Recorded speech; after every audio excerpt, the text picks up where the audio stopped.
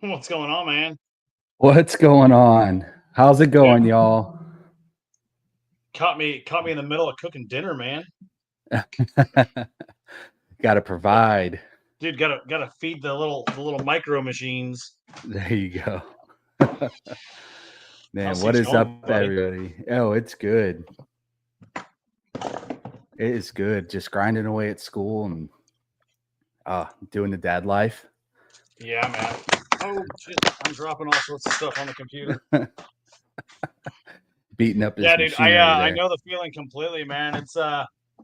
It's been crazy getting the Camaro back ready to go and getting the thing Yeah, kind of set up and motors in it. Tuning's taking place now, so that's been taking up a let's large go. portion of time, but breaking Yeah, away and going to pick up the kids and everything like that for spring break, man. It's all the fun in the yeah, world, man. I feel you. I've been trying to like get ahead on all my homework for NOLA coming up, so making sure I don't have anything on the table for Dude, that. Nola's gonna be a good time, man. Yeah, I'm stoked. It was easy for Sebring because like I know that track and I didn't want to like look around too much, so I was working on homework in the evening when we were sitting around. But for Yeah. NOLA, I'm gonna want to like when we're not racing, I want to like adventure off and check it out. See what's going on. Yeah. Yeah, new track, new vibes, new everything. So From it'll what be I've been cool. told, when it rains, you got to watch out for the turtles. Shoot, we might be having burgers and turtle soup for dinner. No, yeah. From my understanding, you got to watch out for the turtles. Potential road hazards. I'm on a We podcast. got a doctor in the I'm house. on a podcast. Yeah, it's my boy. All the kids are hanging out. That's I'm on a cool. podcast right now. Yeah, man. So He's down here for yeah, I spring wanted break right now. They're all having fun. oh yeah, spring break. Yeah, I think my girl's spring break is next week. She's gonna be off school. Yeah, No. Oh that's good yeah. stuff, man. It's oh but yeah, man, I wanted to get you on here so you can talk about OSS It's off and camera. let the Taking people food. know.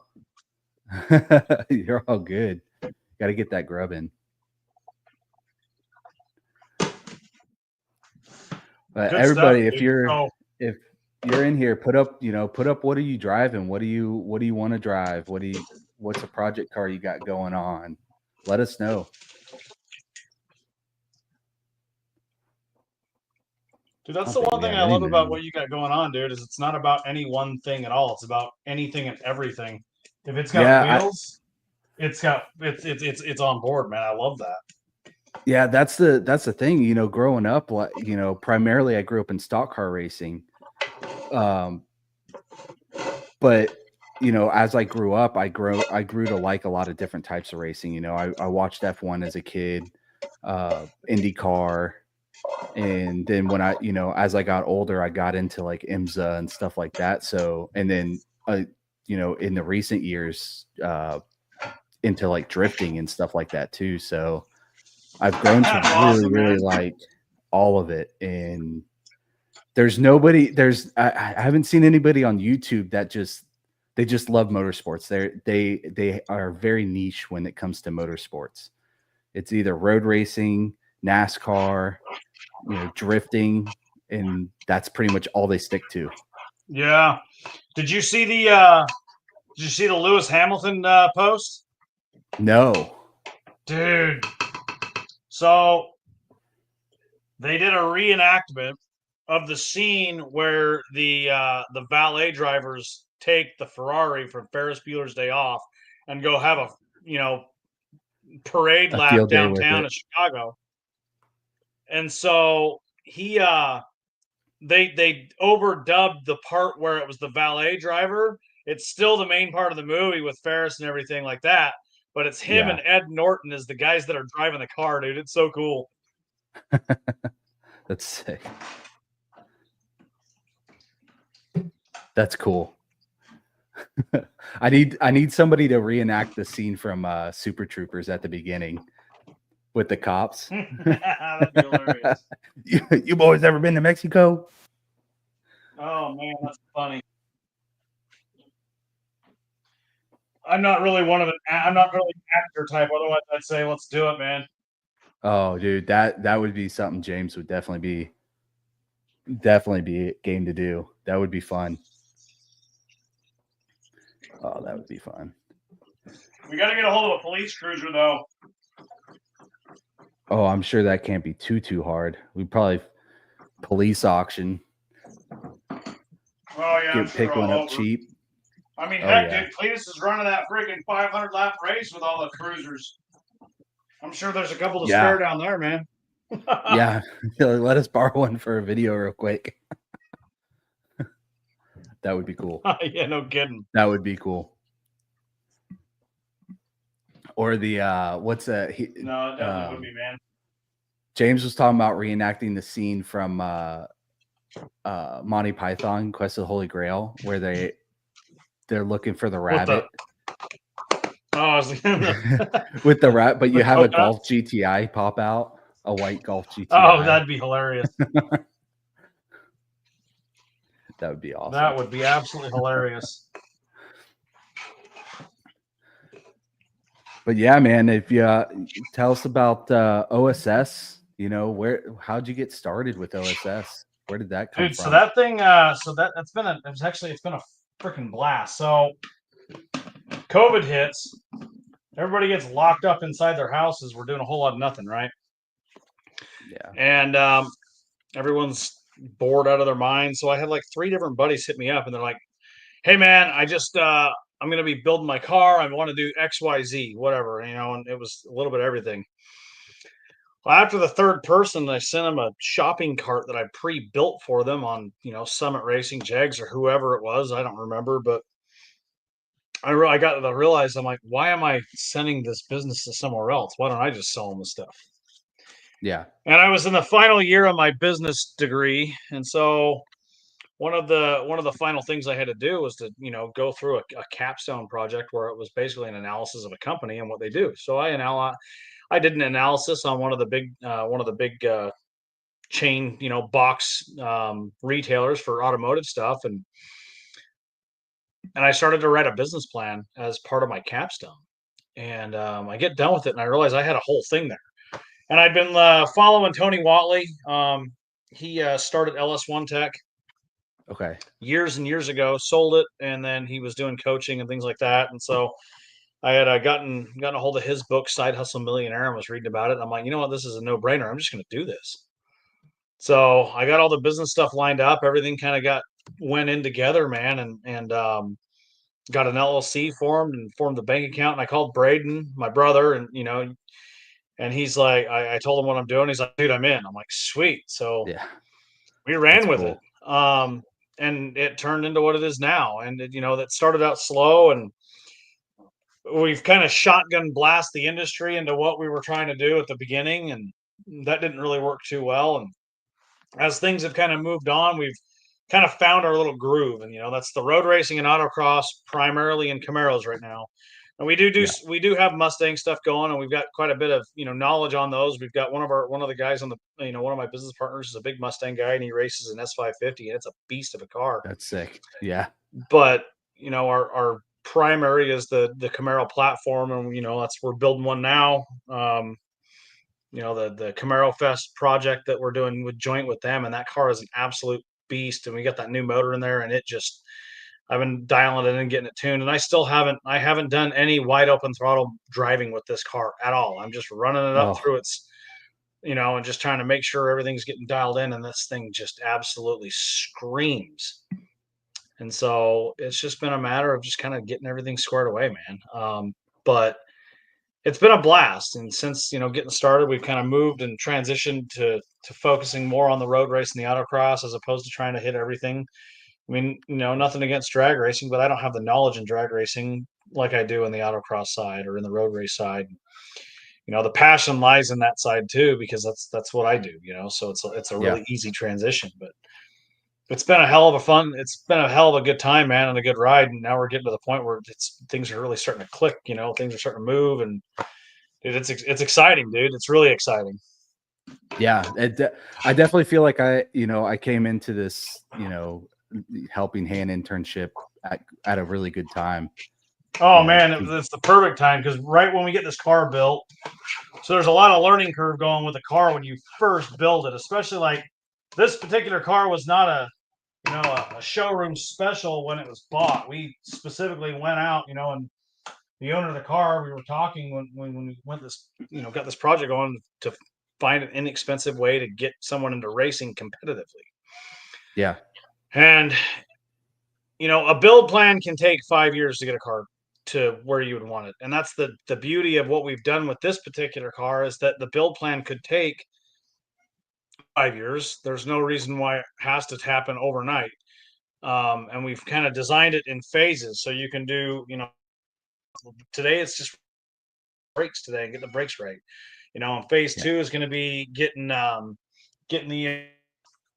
the suspension dialed in, or maybe just shocks or whatever. And so there's quite a few different ways you can kind of go about it. So that's what's been really neat about it. But we didn't want to skimp on quality. I mean, we could have thrown another engine in there and just put a cam in it. And wanted to do in nature of the car, nature of the build, and everything. And so we used a crate motor for it. And when you get down to the pricing, if you pull an LS1 out of a '98 Camaro and rebuild it, put decent heads on it, a cam, and everything that you want to make 450 horsepower out of it, you're going to be in at $7,000, if not more, for just the rebuild. Whereas this crate motor retails $6,200, and it's making every yeah. bit of that power right out of the box, and it's got a warranty from GM, so it's kind of a no-brainer. But you came in at the perfect time because we're in the middle of like learning this car and finding its weak points. And I mean, Yeah. dude, Sebring was nonstop, man. It was coming back in every pit and like, what do we do now? What do we hear? What do we got? Yeah. It was We a were lot working. to get that thing right, man. And it was a really good time to come in for that. You know what I mean? Yeah. But I mean, we never really had to do anything super major. No. We had to mess with the suspension a little bit, figure out the vacuum lines, but really like that was about it. And just trying to keep that suspension in place was kind of a pain. Well, yeah. So it was one of the lessons learned on these things. It's the stock K member has slots to adjust for caster and camber. And they work well with stock control arms that have a really large bushing to hold everything in place. But we went to rod ends; they're not near as big. The other thing that's different about that is that the stock car wasn't putting near the amount of pressure that we were putting on that. I mean, we went from No. Yeah. a 245 stock tire to a 315 or a 295 all the way around, Yeah. and big giant brakes, you name it, everything, and it just wasn't able to handle it. Just So we had abusive. to Yeah. come up with we made some changes to be able to get to keep the lower control arms in place. The upper control arms are adjustable, so we're going to get our alignment adjustments out of the uppers instead of the lowers, and we'll get that thing dialed in and have it perfect. And NOLA is going to be it's going to be a lot of fun because this car coming back is not going to be the car that left Sebring. That's for sure. Yeah. I will say though that Sebring was probably the best first track it could have gone to for testing. Oh, the track beats the That is- tar out of you. You're going to find every weak point you can. Yeah, that track is notorious for just destroying cars. But yeah, it's definitely going to be a way different car. Yeah, man, it's going to be a lot of fun. Just like I said, by the way it drives now, power wise, it's going to feel totally different. But even then, man, like some of the cars that I built in the past, like my third gen, I went a different route. I went a lot more stiff on the spring side of things with it, with a less sway bar. This car, we went softer and compensated with sway bar. So like the rear suspension on this thing is pretty soft considering, but I'll tell you this, man, like this car hooks up better than anything that I've had. And it, just trying a few different things to kind of see what's going to work and what's not going to work. And this thing is it's unbelievable, man. I mean, it's barely barking tires when you're busting gears through it, man. And I'll tell you, it's not because it ain't got the power now. It's got plenty. It's because it's hooking up. Yeah. Oh, and it's going to show at NOLA for sure. I don't know. Does NOLA have any real long straightaways? I think there's 2 long straightaways. I don't think they're near as long as the Ullman Straight. Ullman Straight's like 3,200 feet long, but yeah, a couple long ones. Pull it up Okay. right now. Take a look. I think that'll be I a know good test. it's not quite as long of a track. Let's see. I'm gonna pull this. The cool thing is it's like 20 minutes from downtown Louisiana. Oh, that's pretty sick. All right, so the current course does 2 straights on it that are about equal length. There's a back straight and a front straight. Okay. Let's see here. I've never raced there, so a 2.6 mile track. So 13 corners. It's going to be a lot of fun. Okay. It's 13 corner. Yeah, this is going to be. That'll be cool. I need to get. Yeah, man. I need to get a PC so I can do some sim time. I need to get iRacing. I have a That's one sim thing I need rig, to. but all I'm doing is Dude, running that's Xbox. the setup, man. It's good for learning and familiarizing yourself with the track, you know. Yeah, absolutely. And that's, you see like NASCAR guys even using that stuff. You see F1 guys using it. Well, yeah, man. I mean, years ago, this is like back in 2005, 2006. Denny Hamlin won Pocono. There was 2 races at Pocono each year back then. I don't know if they still have them. I haven't followed NASCAR quite so much, but yeah, he they won still both run Pocono races. And Yeah. he won them with the only on-track experience that he ever had was playing like NASCAR 2004 or something like that on PlayStation. Yeah, He never actually had been to that track. That's where he got NASCAR familiarization. Thunder. So yeah, look at Christian Bell. He just won. He just won at Coda. This he came from simulator and then went from simulator to Racing Legends, and now he's cool.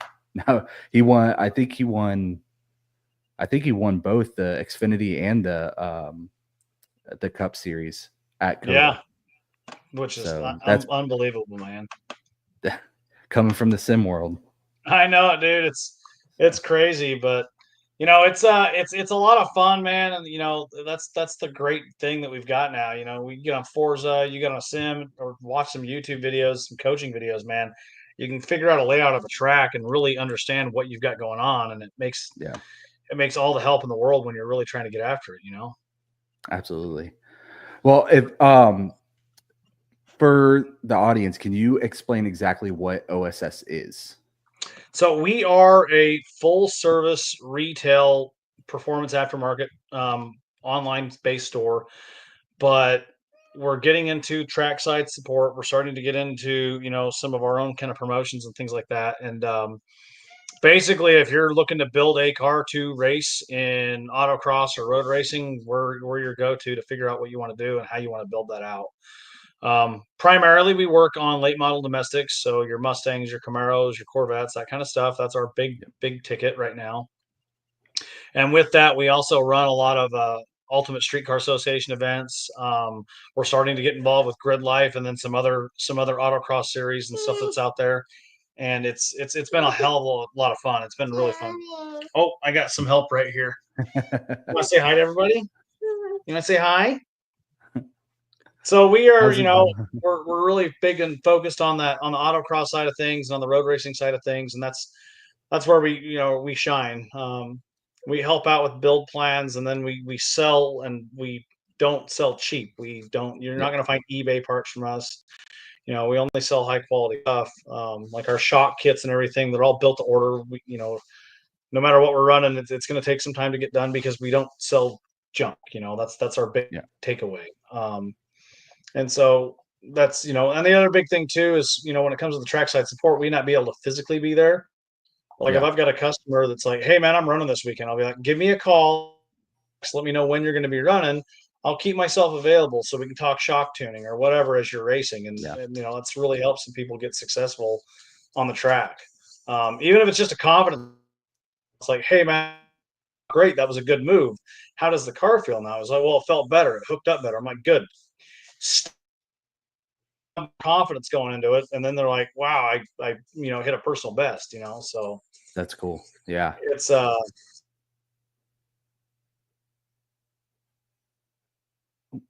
that's really what our big it's It's a passion, man. It really is. Yeah.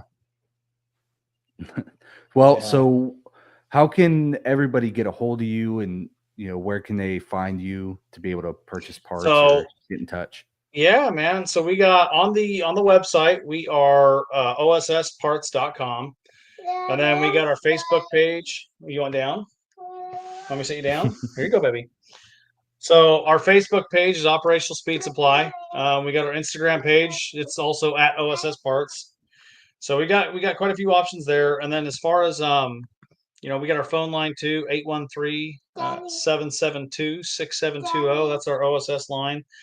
And those are the big places to get to us at. So we're pretty available. And if you follow our social media page, we're posting updates and things every day. I mean, whether it's Yeah. some, tongue-in-cheek comment making fun of somebody and their tires, or somebody, or a rule change or whatever. I mean, we don't care. And the funny thing that we have is that we're not beholden to any single series. I mean, we run what we run, but we're not beholden to any series. So I'll post up and blast something out there, and we'll get a ton of information from it. And it's funny because there's a couple guys that run different racing series, and they'll be like, "Man, that was a great post, man. We got a lot of good information out of it." I'm like, "Yeah, man. If you need me to find something out, I'll be more than happy to. Yeah, We'll figure out what the people are wanting right now." we'll So find it out. follow the social media page. That's where we get a lot of our updates on what we've got building and what we're racing. Yeah, It's that's a heck of awesome, a good dude. time, man. Absolutely. Heck yeah. Well, we'll let you get out of here and let you get those kids fed and get them ready. Yeah. Thanks, man. I appreciate that, Blake. It's always a Dude, pleasure being on, man. And say to hit me up. We'll get you on the OSS podcast here soon too, man. We'll bring you on to the sit rep. absolutely. Maybe we'll That'd do be we'll sick, man. have you there for a NOLA recap. Absolutely, dude. All right, I'm stoked for NOLA. Take it easy, man. dude. It's gonna be fun, man. Take care, guys. All right. Well, guys, that was Josh from OSS. I'll put all his information down in the description. You guys hit him up if you need parts or anything. Awesome guy. I've been working with him for a couple months now. Been working on the Operational Speed Supply Camaro Fest, Camaro, the Operation Torch Camaro. It's been a blast. If you guys are looking for any merch, I got a new website. It's justdrive.store. Hit it up. It helps the channel out, helps me grow, helps, everything that basically gets bought on there goes back into reinvesting into the channel right now. And that's all I'm really looking for. So I appreciate you guys. Have a good night. Thank you for tuning in.